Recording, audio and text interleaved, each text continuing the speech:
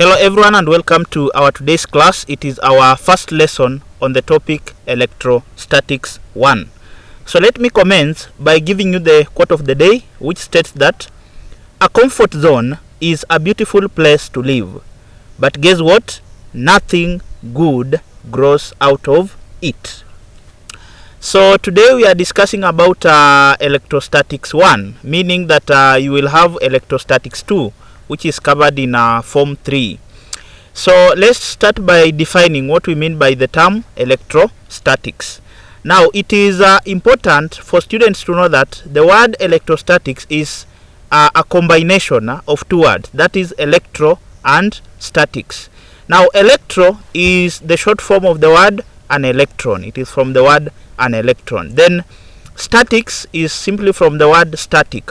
When we say something is a static, we mean that it is not moving or stationary. It is stationary or not moving. So that tells you that electrostatics, now remember that electrons are usually negatively charged. So that gives you a clue or a hint that in electrostatics we will simply be studying static what? Charges. So if someone asks you to define what is electrostatics, so electrostatics is defined as the study of static charges, the study of static charges, or simply the study of stationary charges, or simply the study of charges which are not moving, because the word statics means stationary or not moving. So we are saying that electrostatics is simply the study of static charges. Now whenever we talk of quantities in physics, we talk about their SI units, that is how do we measure them. Now remember that electrostatics was first studied or discovered by a French who was actually an engineer and a physicist who was called Charles Augustin de Coulomb. Charles Augustin de Coulomb. Now because of his contribution in the study of electricity and magnetism, that also led to the discovery of a theory which is called the Coulomb's law.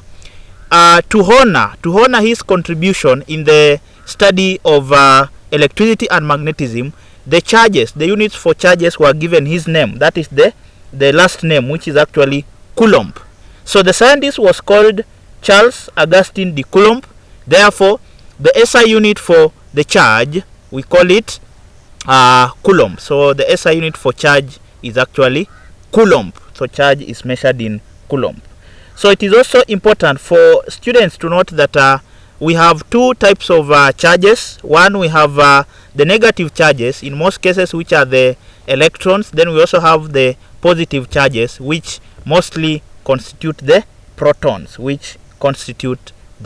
So we have just defined electrostatics as the study of static charges. Then we are saying that the SI unit of charge is simply the Coulomb, that is derived from a French scientist called Charles Augustin de Coulomb. So we can convert the charge into various units. We have smaller and larger subdivision of coulombs, what we call the millicoulombs. Then we also have what we call the microcoulombs. So 1,000 millicoulombs is equals to 1 coulomb. Then a million microcoulomb is equivalent to 1 coulomb. It is equivalent to 1 coulomb. Now we also have something we call electrification by friction. Now some materials, mainly plastics, they easily acquire charges by rubbing. So this process is what we are calling electrification by what? Friction. So what is electrification by friction? So electrification by friction is simply a process by which some materials, for example plastics, easily acquire charges by rubbing.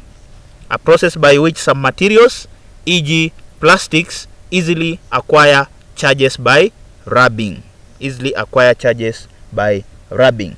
Now we have several examples that reveal charge production by friction. So why should we rub plastic materials over some certain materials? Remember, rubbing is what provides the friction, and also the surface has to be rough for friction to be effective. So electrification simply means we have transfer of electrons. We have transfer of electrons because electricity simply involves the flow of electrons from one point of a conductor to another. Now these are experiments that prove or ascertain that indeed there can be charge production by friction. Now the first experiment involves rubbing a plastic material on dry hair. Now why should the hair be dry? The hair should be dry so that, remember, if it is watery, remember water in that case may act as a lubricant, and remember lubricants or smooth surfaces will always reduce friction. So if the hair was actually cold or having some water, there would be only little production of charges because friction will be low. That's why we are insisting on using dry hair so that the frictional force is actually maximum. So rubbing a plastic material on dry hair.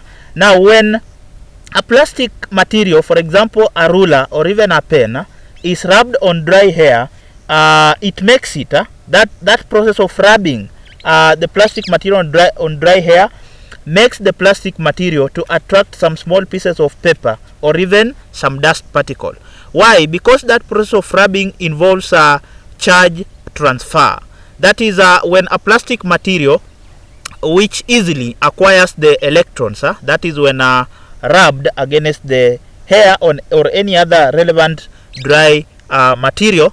So when the plastic material is rubbed against dry hair, the plastic material acquires the electrons or the negative charges from that particular material. Therefore it becomes negatively charged. Therefore it means when it is placed close to materials, for example small pieces of paper, it attracts them because it is highly negatively charged. So because of the electrons within that small pieces of paper, they get, and also the protons, that's the positive charges, they get attracted to the plastic material because it has been charged negatively by the dry hair, that is by the process of electrification by friction. Another experiment involves rubbing a rubber balloon on dry hair. Now when a rubber balloon is rubbed on dry hair and released, it sticks on the ceiling board or on the walls.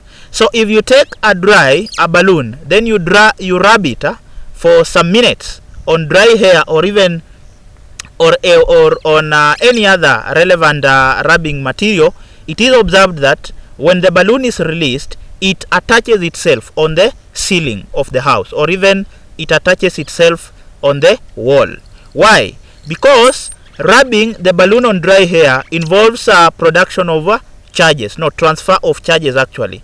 Because rubbing involves, there will be charge transfer through a process called electrification by friction. So when the balloon is rubbed on the dry hair, it acquires the charges from the negative charges from the dry hair. Therefore it becomes negatively charged. So because it is negatively charged, it means it will be easily attracted to any material that is neutral. Remember, when a material is neutral, it means the number of positive charges and the negative charges are at balance. They are at balance. So because of the positive charges on the walls or even on the ceiling board, it means because the balloon is negatively charged, it gets attracted to the positive charges on the ceiling or even on the wall. So later on we'll look at what we call the law of electrostatic charges, where we'll see that unlike charges will always attract each other. So the reason why the balloon sticks on the walls or even on the ceiling after being rubbed on the dry hair is because the process of rubbing the balloon on the dry hair causes charge transfer to the balloon. That is, the balloon becomes negatively charged or it acquires the electrons from the dry hair. Therefore, because it is negatively charged, it means it will be easily be attracted to any material having the positive charges. Then another experiment to ascertain production of charges by friction, that is electrification by friction, involves household mirrors and windows. They easily attract the dust particles. Now remember that when household mirrors and windows attract dust particles and other small pieces of particles when wiped with a dry duster. Now remember, when the windows are wiped with a dry duster, that process of wiping, it is actually simply rubbing. So that process of rubbing or wiping the window with a dry duster involves electrification by friction. That is, it causes transfer of what? Electrons. So because the window and the mirrors actually acquire, or in some cases they may also lose the charges, it means they will be either be positively charged or negatively charged. So it means if there is a material, for example the dust particles, or even the small pieces of particles, because they are neutral, it means the positive or the negative charges in them will get attracted to the window which has been either positively or negatively charged by friction. So because of the unlike charges, that is what causes the attraction of the dust particles to actually the mirrors and windows. So if the mirrors are actually made of glass materials, remember, glass materials will always remain positively charged. That is, they easily lose electrons. The glass materials easily lose electrons.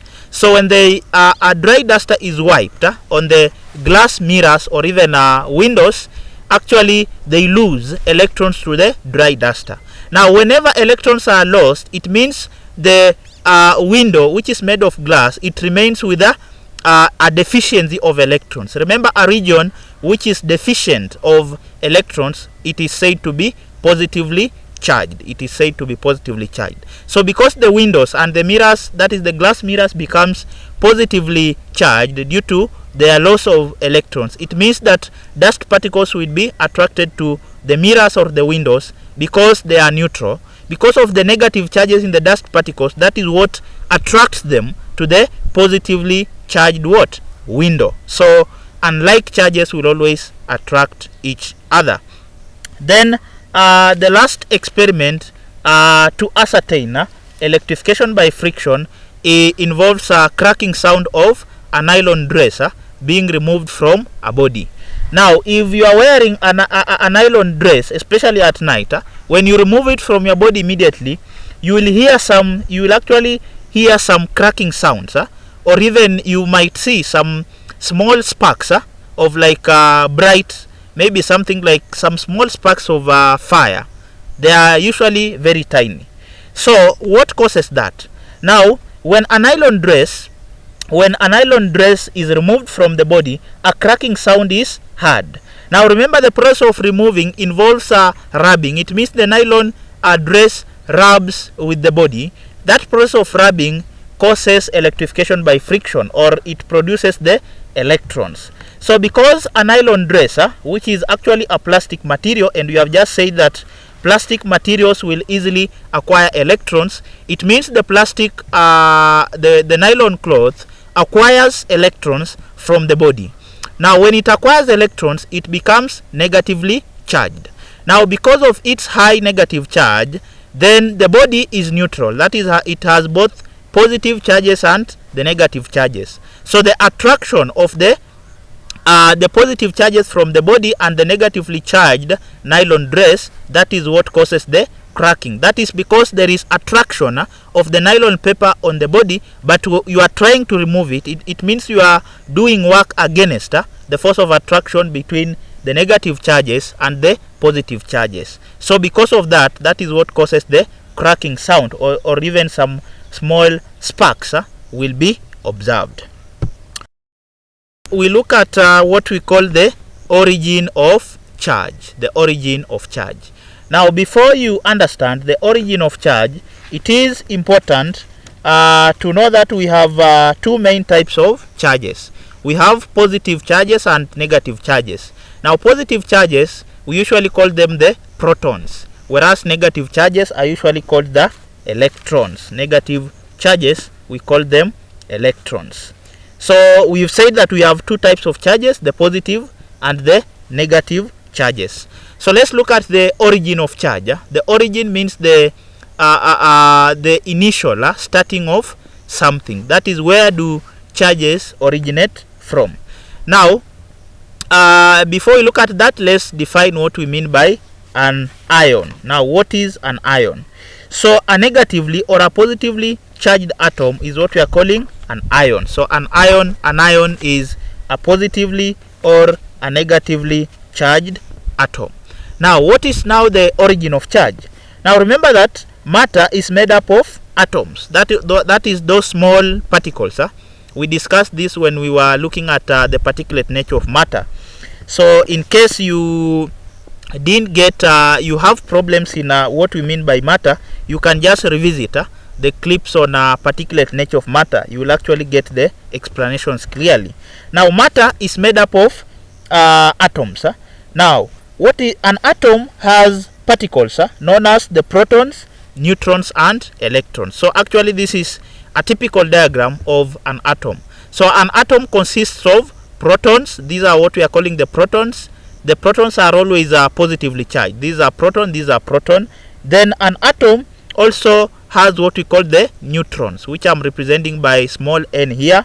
Then an atom also consists of electrons. These are the electrons. I also have an electron here. Now electrons are usually negatively charged, protons are usually positively charged, whereas neutrons have no charge. Neutrons have no charge. So an atom has particles known as protons and neutrons and electrons.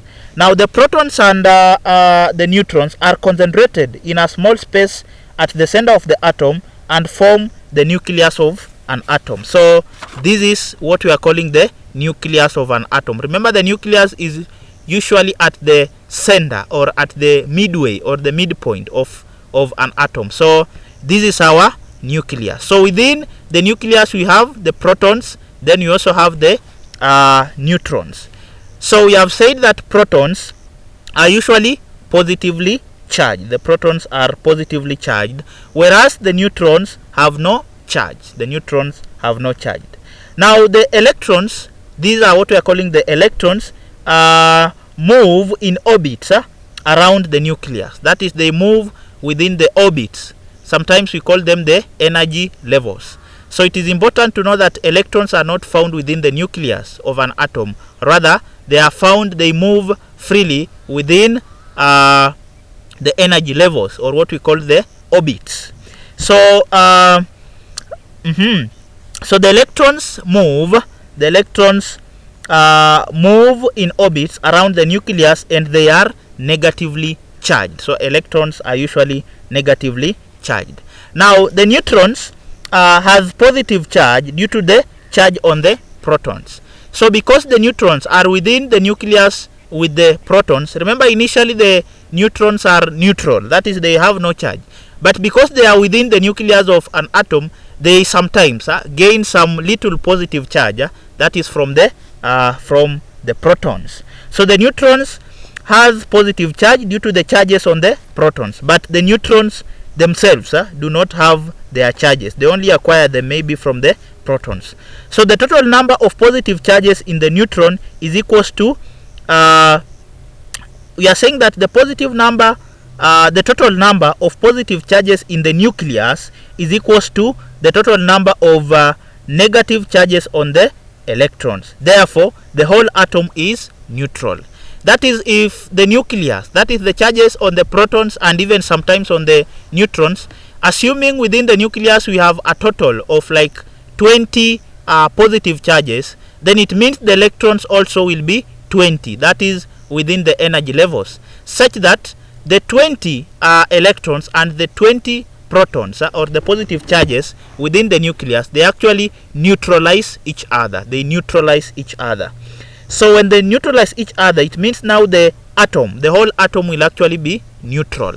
Remember, when we say that a place is neutral, it means there is an equal, or there is a balance between the number of negative charges and the positive charges. Remember, one negative charge and one positive charge, they will always cancel each other. So the charges are there, but the net charge on that particular atom will actually be 0, because the electrons, they cancel out the protons. The electrons cancel out the protons. So the atom is always neutral.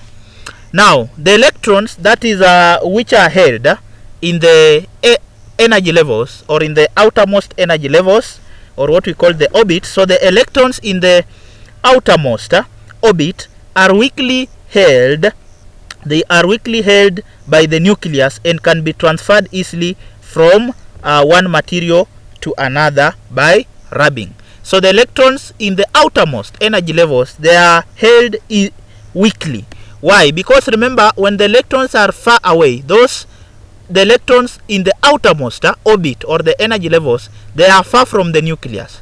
Remember, the nucleus has positive charges, that is the protons. So the force of attraction between the positive charges and the electrons or the negative charges becomes weak as the electrons move further away, that is from the outermost energy levels. So because the force of attraction between the protons within the nucleus and the electrons in the outermost energy levels are weak, it means that is what makes the electrons to be weakly held.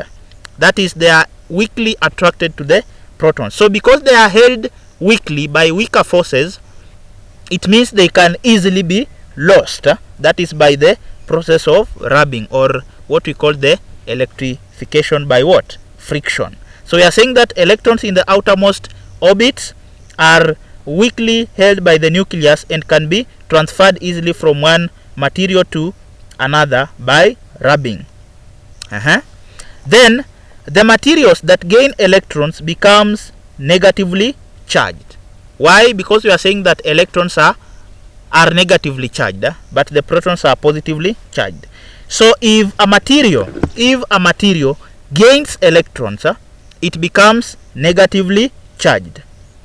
And that which loses electrons, so if a material loses electrons, it becomes positively charged.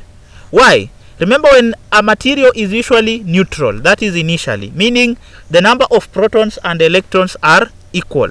Now when you are losing electrons, it means the region is only remaining with the positive charges, so it becomes positively charged. So we are saying that materials that gain electrons becomes negatively charged, while materials that loses electrons becomes positively charged. Again, it is important, or it is worth noting that here, that is during the process of rubbing, the charge is neither created nor destroyed. That is during rubbing or charging, but simply transferred from one body to another. So the process of electrification by friction does not produce any charges. It is simply transfer of what? Charges. So charges are easily transferred, but they are not actually created. So we have said earlier that a negatively or positively charged atom is called an ion. That is the definition of an ion: a positively or negatively charged atom. So during rubbing, so we have said that protons are positively charged while neutrons have no charge. These particles, they are found inside the nucleus. So during rubbing, they are not. That is, the protons and the neutrons, they are not affected during rubbing. Why? Because they are held within the nucleus. There are only electrons which can be lost and gained, because they are only held by weaker forces, because they are far away from the nucleus. So if a material has many protons and fewer electrons, it becomes positively charged. Conversely, if a material has more electrons with fewer protons, we say that it is negatively charged. So it is important to know that in electrostatics, a glass rod is used to obtain positive charges. That is when it is rubbed with silk, while a polythene rod is used to obtain the negative charges when it is rubbed with either fur or cloth. So before we discuss this, those two, we need to define what we mean by the basic law of electrostatic charges. Now you can be asked to state the basic law of electrostatic charges. So you simply say basic law of electrostatic charges simply states that like charges repel and unlike charges attract each other. Like charges repel and unlike charges attract each other. So when we talk of like charges, it means positive with positive charges or negative with negative charges. That is, they are of the same kind. They are like, if they are positive, it is positive with another positive. If they are negative, it is a negative charge with another negative. Those are what we are calling like charges. That is, charges of the same kind. If they are positive, it is a positive with a positive. Then unlike charges now means these are opposite charges. That is, for example, you are bringing together a positive charge with a negative charge. So those ones we call them unlike charges. So the basic law of electrostatic charges states that like charges repel and unlike charges attract each other. Now, how does the process of electrification by friction take place? We've just said that actually in electrostatic, a glass rod is used to obtain positive charges when rubbed with silk, while a polythene rod is used to obtain negative charges when rubbed with fur or cloth. So this is a diagram simply explaining the same. So here we want to charge a material positively. So if you want to obtain negative charges, you use polythene, you rub it with fur or cloth. So here is my cloth and fur or fur. Then I have my polythene rod here or plastic rod. So this is how the charges distribute within the polythene rod and the cloth or fur. That is before rubbing. Remember, before rubbing we say that the material is neutral. That is, the positive charges, they are at balance with the negative charges. So you can see how they arrange themselves within the atom. So within the polythene rod we have positive, negative, because remember the law of electrostatic charges simply told us that like charges will repel, but unlike charges will attract each other. So a positive charge will attract a negative charge because they are unlike charges. Again, a positive attracts a negative, a positive a negative, but you cannot find positive with positives. They will repel each other. So if a material is neutral, this is how the charges arrange themselves within that material. A positive with a negative, a negative with a positive. Also in the cloth, that is before rubbing, the charges are neutral. That is, the number of positive charges and negative charges are equal. Therefore, they neutralize or cancel each other, such that the net charge on this particular body before charging will be 0. Why? Because the positive charges and the negative charges simply cancel each other. Now after rubbing, remember, when a polythene rod is rubbed with a piece of cloth, the cloth loses negative charges to the rod, making it negatively charged. Consequently, the cloth becomes electron, it's deficient and acquires a positive charge. So when a polythene rod, this polythene rod of ours, when it is rubbed with a piece of cloth, so you take the piece of cloth, then you rub it with the polythene rod. This is what happens. The cloth loses negative charges to the rod. So all the negative charges within this cloth, they will be attracted, or they will be attracted by the polythene rod. So when a cloth is rubbed with a polythene rod, all the negative charges within the cloth, they are attracted to the polythene rod. So when the negative charges are actually acquired by the polythene rod, it means even the positive ones that were actually there, they will be neutralized by the sum of the electrons. Or alternatively, we can say that when the electrons actually move to this particular side, it means the positives could be moved in the opposite direction. So when a cloth or fur is rubbed on the polythene rod, actually the cloth easily loses the negative charges to the rod. Now when the cloth loses the negative charges to the rod, it means now the polythene rod remains being negatively charged. That is, it remains with very many negative charges which it has acquired from the cloth. So because the fur or the cloth has lost electrons, it means it remains with the protons, or it remains positively charged. That is, a positive charge is simply a region with less electrons, or which is deficient of electrons. So because polythene easily acquires the electrons, it becomes negatively charged, whereas the cloth or fur becomes positively charged, because the cloth or fur has lost electrons to the polythene rod. So in electrostatics, we will be using a polythene rod to obtain negative charges. We use a polythene rod to obtain negative charges. Lastly, we can also look at a similar experiment, but now we are using what we call a glass rod. Now remember, we said that in electrostatics, a glass rod is used to obtain positive charges. In electrostatics, a glass rod is used to obtain positive charges. So this is just a diagrammatic explanation of the same. So you just take a glass rod initially, which is neutral, and silk. So when you rub a glass rod with a silk, it means that in this case, actually the glass rod now easily loses electrons. So when you rub a glass rod with silk, the electrons of the glass rod will be lost to the silk. So it means the silk acquires the electrons from the glass rod. So because all the electrons of the glass rod have been transferred to the silk, it means the glass rod will remain being positively charged. Remember, a positive charge simply means it is a region deficient of electrons. There are only, remember when we talk of charges, there are only electrons which can move.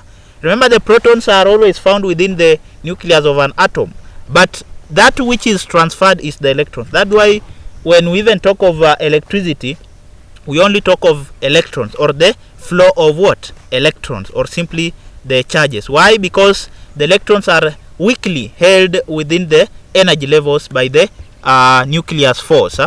Therefore, they can easily be transferred or lost or even gained by another material. So here we are saying that when silk is rubbed on the glass rod, all the electrons of the glass rod get attracted to the silk, or they are easily lost to the silk. Therefore, the glass rod remains positively charged. So the most important point here for students to remember is that in electrostatic, a glass rod is used to obtain positive charges when rubbed with silk, whereas a polythene rod is used to obtain negative charges when rubbed with either fur or cloth. So we've come to the end of our class today, but we need to discuss the quote of the day. So the quote of the day told us that a comfort zone is a beautiful place to live, but guess what? Nothing good grows out of it. So the quote simply means that in life, you need to stretch yourself beyond your limits. For example, when a seed is planted deep in the soil, it stretches itself until it gets out of the ground. So the soil in this case represents the comfort zone, while the region above the ground, that one represents the region above the comfort zone. So suppose that particular seed did not stretch itself from the ground. Remember, the ground is the comfort zone, because within the ground it is not stepped on, it is not rained on, it is not shined on by strong rays of sun. So that is the comfort zone. But when it remains underground, the seed cannot grow into a tree.